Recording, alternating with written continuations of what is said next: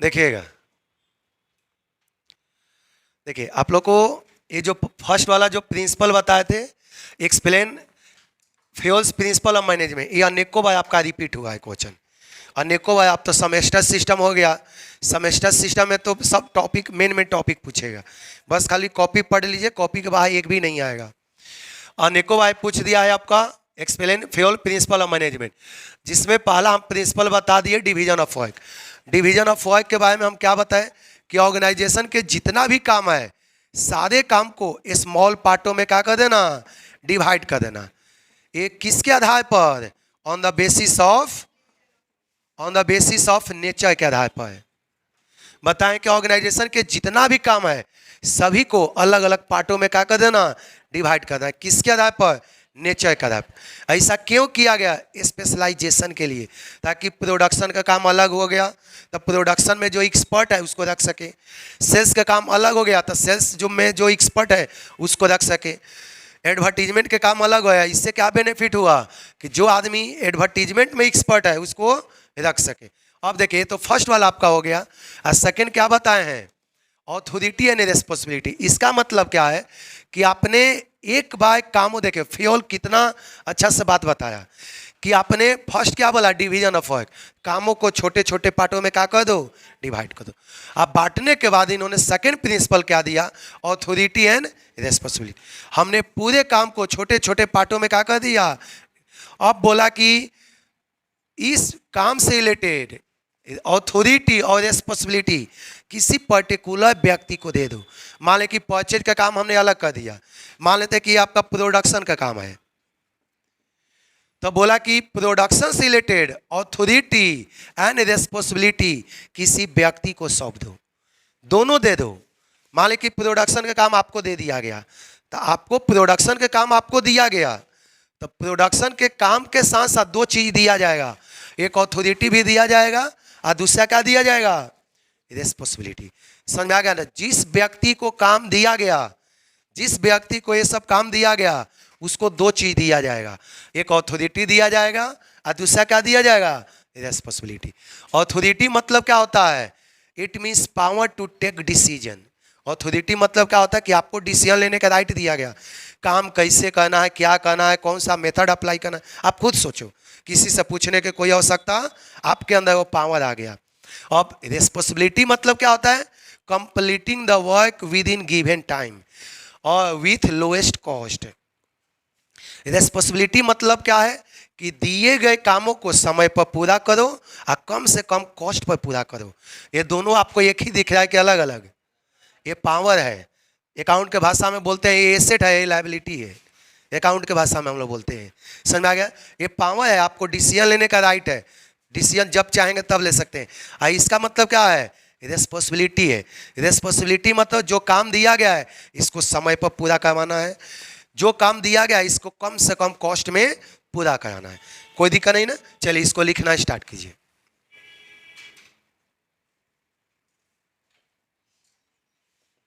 लिखा डिसिप्लिन, लिखा गया। अब देखिए ये आपका जो थर्ड प्रिंसिपल जो फ्यूल दिए थे वो क्या है, डिसिप्लिन। आप तो जाने हैं ना कि आप कितनों भी बड़े से बड़े मैनेजर को रख दो, लीडर को रख दो, एम्प्लॉय को रख दो, अब उसके अंदर डिसिप्लिन नहीं हो, मान लें कि आप कितनों भी अच्छा पढ़ाएं, ऐसे सब स्टूडेंट आपस में बात करते रहे, कोई बैठ के मोबाइल चलाए, कोई गप करे, तो हम कितनों भी अच्छा बताएं कि आपको बेनिफिट होगा उससे, माइंड में ही नहीं जाएगा।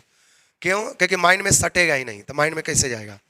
तो देखिए आप कोई भी बिजनेस तभी सक्सेस होता है ना जब उसके अंदर क्या हो, डिसिप्लिन की भावना हो। डिसिप्लिन से सबसे बड़ा बेनिफिट क्या होता है ना कि एक दूसरे के ऑर्डर का पालन होता है। डिसिप्लिन का सबसे बड़ा बेनिफिट क्या होता है कि एक दूसरे के ऑर्डर का पालन होता है, एक दूसरे का नोटिस को बहुत बड़ा रोल होता है। एक पता है कि एक बड़े डिपार्टमेंट में, बड़े ऑर्गेनाइजेशन में अनेकों डिपार्टमेंट होता है, सेल्स, प्रोडक्शन, एडवर्टीजमेंट, फिनांस, अनेकों। तो डिसिप्लिन यदि नहीं रहेगा ना तो एक डिपार्टमेंट दूसरे डिपार्टमेंट को बात नहीं सुनेगा। आप जानते हैं कि बड़े ऑर्गेनाइजेशन में अलग अलग विभाग है, जब तक सारे विभाग यदि एक साथ मिल के काम नहीं किया तो ऑर्गेनाइजेशन के सक्सेस होना क्या है, इम्पॉसिबल होता है। तो डिसिप्लिन का मतलब समझ में आ गया। प्रत्येक एम्प्लॉय को जो मैनेजर के द्वारा जो रूल बनाया गया उस रूल के अंदर रहकर काम करने को ही क्या बोलते हैं, डिसिप्लिन। जो मैनेजर जो गाइड किया, मैनेजर जो आपको गाइडलाइंस किया, उस गाइडलाइंस के अंदर रहकर काम करने को ही हम लोग क्या बोलते हैं, डिसिप्लिन। सबको डिसिप्लिन समझ में आ गया ना? चलिए लिखना स्टार्ट करिए। डिसिप्लिन लिखिए, यूनिटी ऑफ कमांड।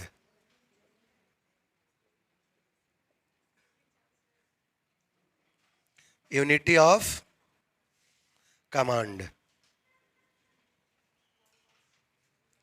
अब देखिएगा, टॉपिक लिख लिए, अब समझिए यूनिटी ऑफ कमांड से क्या मतलब है। सुनना स्टार्ट कीजिए। यूनिटी ऑफ कमांड का क्या मतलब होता है, एक एम्प्लॉय को एक समय पर किसी एक ही ऑफिसर से आदेश लेना चाहिए। यूनिटी ऑफ कमांड के मतलब एक एम्प्लॉय को एक समय पर किसी एक ही ऑफिसर से आदेश लेना चाहिए। जैसे मान लीजिए कि आप ये का जॉब लग गया, आप किसी कंपनी में जॉब करने चले गए, ठीक, आपने किसी कंपनी में जॉब करने चले गए और उस कंपनी में अनेकों ऑफिसर है, 10 गो 20 गो ऑफिसर है। एक ऑफिसर आपको बोला कि इधर सुनो, जाओ थोड़ा डायरी लेते आओ ऑफिस से। आप यदि डायरी लेने जा रहे थे तब तक रास्ते में दूसरा ऑफिसर मिल गया, मैनेजर, वो बोला कि इधर सुनो, जाओ ये थोड़ा डॉक्यूमेंट पोस्ट करके आ जाओ। अब आपको क्या लगेगा, एक से ज़्यादा ऑफिसर है, सब ऑफिसर आपसे सीनियर है। यदि किसी भी एक का काम यदि आप नेगलेक्ट करते हैं ना तो हर कोई आपको डांटेगा, एक क्योंकि सबके सब ऑफिसर है। आपका बात नहीं माने तो आप डांटोगे, वो बात नहीं माना वो डांटे। इस केस में 10 गो ऑफिसर, देखते हैं ना, घर में यदि सब मालिक हो जाता है ना तो घर ज़्यादा दिन नहीं चलता है। 2 भाई है या 3 भाई है, सबके सब मालिक हो गया ना तो काम खत्म, वो घर कहीं काम क्या हो गया।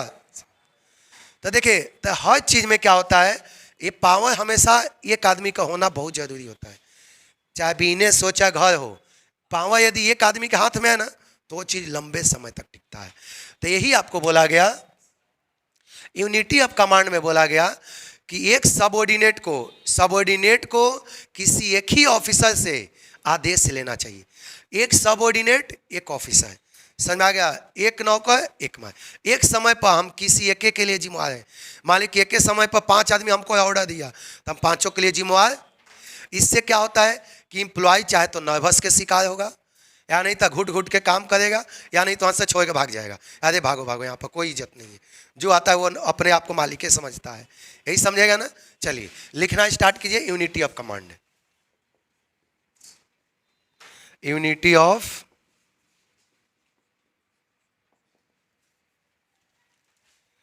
अगला पॉइंट लिखेगा यूनिटी ऑफ डायरेक्शन। लिखा गया। अब सुनिएगा, यूनिटी ऑफ कमांड तो समझ में आ गया। अब दूसरा मतलब है unity of direction. Unity of direction के क्या मतलब होता है, सबका डायरेक्शन एक होना चाहिए, सबका पर्पस एक होना चाहिए, सबका लक्ष्य एक होना चाहिए। जैसे मान लेते हैं कि जब प्रोडक्शन कंपनी है तब प्रोडक्शन कंपनी में सबका डायरेक्शन एक होना चाहिए, सबका टारगेट एक होना चाहिए कि अधिक से अधिक प्रोडक्शन हो, सबका टारगेट एक होना चाहिए कि अधिक से अधिक सेल्स हो, सबका टारगेट एक होना चाहिए कि अधिक से अधिक प्रॉफिट हो। यूनिटी ऑफ डायरेक्शन मतलब समझ आ गया, सबका डायरेक्शन एक तरफ होना चाहिए। सबका डायरेक्शन कितने तरफ होना चाहिए, जैसे प्रोडक्शन हो रहा है, प्रोडक्शन के में 50 गो एम्प्लॉय लगा है तो सबका टारगेट एक होना चाहिए कि अधिक से अधिक प्रोडक्शन करना है। सबका लक्ष्य टारगेट एक होना चाहिए। समझ आया कि सेल्स करना है, सेल्स में यदि 50 गो स्टाफ है तो सबका टारगेट एक होना चाहिए कि अधिक से अधिक क्या होना चाहिए, सेल। समझ आ गया ना। तो यूनिटी ऑफ डायरेक्शन का मतलब होता है सभी का डायरेक्शन एक होना चाहिए, सबका कॉमन पर्पस होना चाहिए। कोई दिक्कत? चलिए लिखना स्टार्ट कीजिए इसको।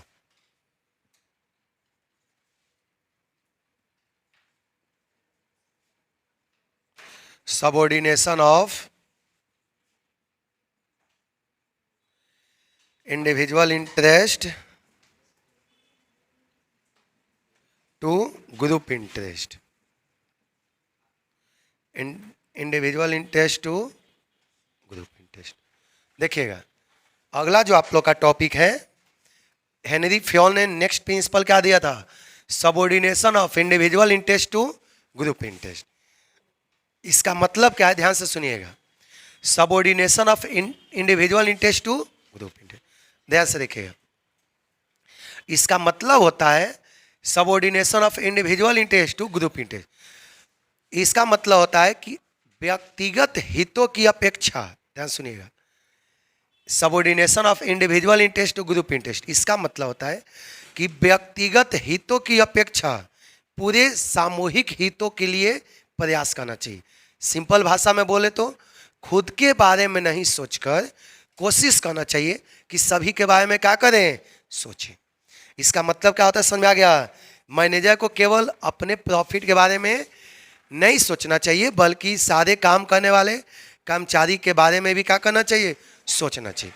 काम करने वाले सारे स्टाफ के बारे में भी क्या करना चाहिए, सोचना चाहिए।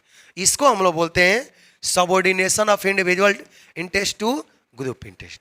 मान लेते हैं कि एग्जाम्पल, एक स्टाफ है जो बहुत पैसा कमाना चाहता है, तो उसको टारगेट फिक्स करो, अधिक काम दो, अधिक पैसा कमाएगा। अधिक काम करेगा तो आपको भी फायदा होगा, अधिक काम करेगा तो आपको भी फायदा होगा, स्टाफ को भी फायदा होगा। जैसे कि एग्जाम्पल, जितना भी जो टेलर मास्टर होता है, जो सिलाई के दुकान जो कपड़ा पहले सिलता है, तो जितना भी कपड़ा सीने वाले जो स्टाफ होता है उसमें, तो वो लोग क्या होता है, डे बेसिस पर काम नहीं करता है। वो लोग किसके बेसिस पर काम करता है, सिलाई के एक शर्ट सिया तो मान लेते हैं कि उनको 100 रुपया मिला, एक शर्ट यदि सी दिया तो उनको 100 रुपया मिल गया। वो डे बेसिस पर काम नहीं करता है, वो टारगेट के आधार पर उनका जो मालिक होता है ना, बोलता है कि दिन में एक शर्ट सियोगे तो 100 रुपया, 2 सियोगे तो 200, 5 सियोगे तो 500, 20 को सियोगे तो 2000। अब आपके ऊपर निर्भर करता है कि आप कितना सिलाई करते हो। कोई कोई मान लें कि आलसी होता है, देह चोर टाइप से होता है, एक एक शर्ट में दिन भर लटक जाता है, तो शाम में 100 रुपया लेके जाता है, आज रास्ते में 50 रुपया के खा जाता है, 50 रुपया घर लेके जाता है। और जो परिश्रमी होता है दिन भर में 5 गो 10 गो 15 गो 60 गो सी देता है। तो देखो, इससे दोनों का फायदा हो गया। इससे किसका फायदा हो गया, दोनों का फायदा हो गया। इंडिविजुअल को भी बेनिफिट हुआ, ज़्यादा से ज़्यादा शर्ट का सिलाई किया, बेनिफिट हुआ। और दूसरा किसका फायदा हुआ, ऑर्गेनाइजेशन के भी फायदा हुआ। अधिक से अधिक शर्ट सिया तो मालिक के भी बेनिफिट हुआ, पैसा आया। और दूसरा किसको फायदा हुआ, देखो डबल को फायदा हुआ। तो कोशिश करना चाहिए subordination of individual interest to group, अपने बारे में नहीं सोचकर पूरे स्टाफ, पूरे कस्टमर, जितना भी इंटरेस्टेड पर्सन है, सभी के बारे में क्या करना चाहिए, सोचना चाहिए। चलिए लिखना स्टार्ट करो इसको। आप लोग बताइए इसमें कौन सा पॉइंट में दिक्कत है, सब लाइन समझ में आ गया? चलो तो इस बार शुभम से पूछ देते हैं। लाइन पढ़िए, रीडिंग करिए।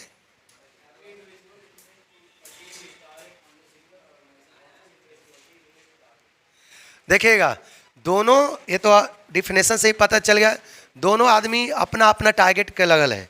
इंडिविजुअल सोचा है कि हम अपना टारगेट पूरा करें, उसी प्रकार सिमिलरली देखिए लिखा है, ऑर्गेनाइजेशन सोचा है कि हम अपना टारगेट पूरा करें। दोनों अपना अपना टारगेट में क्या है, लगा हुआ है।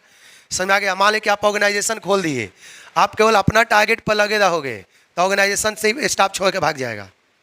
स्टाफ को पैसा दोगे, ज़्यादा काम काम काम के चक्कर में रहोगे, खाली स्टाफ से काम करवाए काम करवाए काम करवाए, तो ज़्यादा दिन आपको स्टाफ नहीं टिकेगा।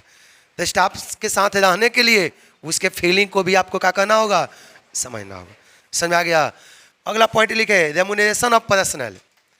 रेमुनेरेशन ऑफ पर्सनल, पर्सनल मतलब होता है एम्प्लॉई, पर्सनल मतलब क्या होता है आपका, कर्मचारी। पर्सनल मतलब क्या होता है, पर्सनल मतलब क्या होता है आपका, कर्मचारी। समझ आ गया? चलिए अब देखिए इसका मतलब क्या होता है। रेमुनेरेशन ऑफ पर्सनल मतलब होता है कि काम, जितना भी काम करने वाला कर्मचारी है, इसको उचित काम के लिए उचित वेतन होना चाहिए, सही काम के लिए सही वेतन होना, रीजनेबल पेमेंट होना चाहिए। ये नहीं कि स्टाफ काम कर रहा है 8 घंटा, 8 घंटा के लिए दे रहे हैं 2 घंटा 2000 5000 10,000 दे रहे हैं। कोई ये स्टाफ मैनेजर है और उसको 10,000 का महीना दे रहे हैं, ऐसा नहीं। स्टाफ को कम से कम उतना जरूर देना चाहिए जो अपना जीवन यापन कर सके। जैसा काम वैसा पेमेंट, इसका मतलब यही होता है। सिंपल भाषा में यदि किसी को समझाना हो ना तो एक लाइन में समझा देना बस, जैसा काम वैसा पेमेंट। कोई आदमी सीईओ है, एक ही कंपनी में मान लें कि कोई क्या है, सीईओ है, चीफ एग्जीक्यूटिव ऑफिसर, तो क्या इसको 10,000 देंगे? नहीं ना, वो उसका अलग पेमेंट होगा। उसी कंपनी में कोई सुपरवाइजर होगा, उसका पेमेंट कुछ और होगा। काम करने वाला स्टाफ होगा, उसका कुछ और होगा। सफाई कर्मी होगा, उसका काम कुछ और होगा। तो रेम्यूनरेशन ऑफ पर्सनल मतलब क्या होता है? जैसा काम वैसा पेमेंट। लेकिन जो पेमेंट होना चाहिए रीजनेबल होना चाहिए, किसी तरह का डिस्क्रिमिनेशन वाला, डिस्क्रिमिनेशन मतलब भेदभाव नहीं होना चाहिए। वही काम के लिए, एक ही काम के लिए एक आदमी को 20,000 पर मंथ दे रहे हैं, अब उसी काम के लिए एक आदमी को कितना दे रहे हैं? सेम काम के लिए एक आदमी को आप 20,000 दे रहे हैं, एक आदमी को। ये सही है या गलत है? ये गलत है। काम समझा गया? काम के बीच में, आप पेमेंट के बीच में किसी तरह का डिस्क्रिमिनेशन का भावना नहीं होना चाहिए। ये सब कुछ समझ में आ गया ना? चलिए लिखना स्टार्ट कीजिए इसको।